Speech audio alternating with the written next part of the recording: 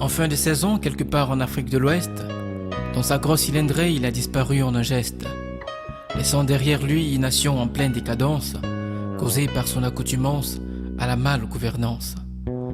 Du palais s'échappaient des échos d'applaudissements, car enfin il s'en allait vers d'autres appartements. Est-ce qu'il fuit, est-il sûr ou incertain, ou est-ce qu'il tente de rattraper ou d'échapper à son destin? Cette nation tient maintenant son destin dans ses propres mains. Avec prudence, construisons notre lendemain. Ce peuple qui s'est libéré au prix de son sang, jamais n'acceptera l'oppression de quelconque dirigeant. Voulant fabriquer et enraciner ses propres lois, pour jouir ad vitam et aeternam dans l'ombre de son institution, il s'est heurté à un peuple qui nourrissait la foi, de se voir un jour affranchir de son addiction au pouvoir. Il s'est heurté à ses propres ambitions, qui n'offrait in fine aucun échappatoire. Mais en dépit de toute sa domination, pour tous les non-lieux, il apparaîtra un jour au parloir.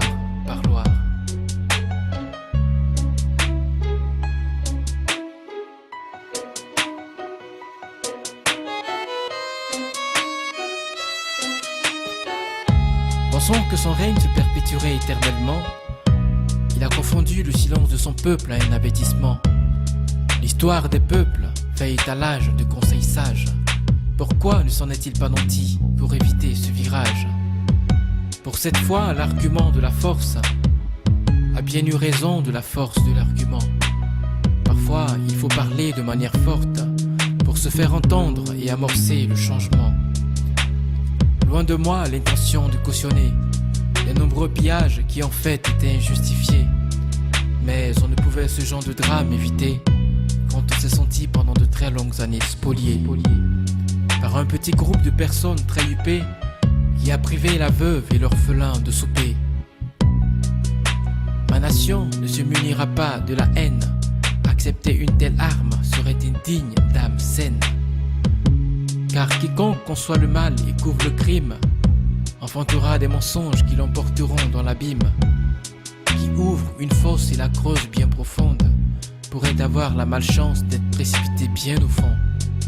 Ce pays n'avait de place que celui du dernier. Ses richesses appartenaient à un seul intendant qui, en attendant, en faisait son propre grenier. On en a eu marre et finalement on lui a dit « va-t'en, va-t'en ». Toute une nation victime d'un vol bien organisé, sous le regard aveuglé d'une justice qu'ils ont bien enjambée. On se croirait dans un film intitulé L'Intouchable, d'une famille mafieuse, vraiment remarquable. Certains acteurs, au moment de la fin, nous ont fait croire qu'ils nourrissaient de bons desseins.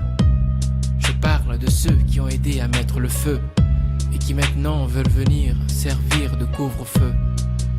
On ne peut plus faire avaler des couleuvres à la jeunesse. Elle s'est mise en mode veille, s'est érigée en forteresse. Elle n'acceptera plus d'individus aux sciences infuses.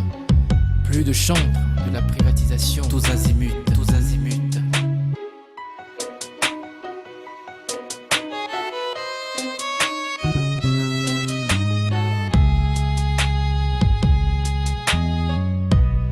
Hommage à ces jeunes et valeureux martyrs. Vous avez contribué à donner à ce pays le sourire. Le peuple tout entier prie pour vous. Maintenant, de là-haut, je vous en prie, priez pour nous. Le pire, ce n'est pas la méchanceté des hommes mauvais, car eux-mêmes seront victimes de leur propre cruauté. Le pire, c'est le silence des gens bien, parce qu'ils ferment la bouche quand Dieu veut parler.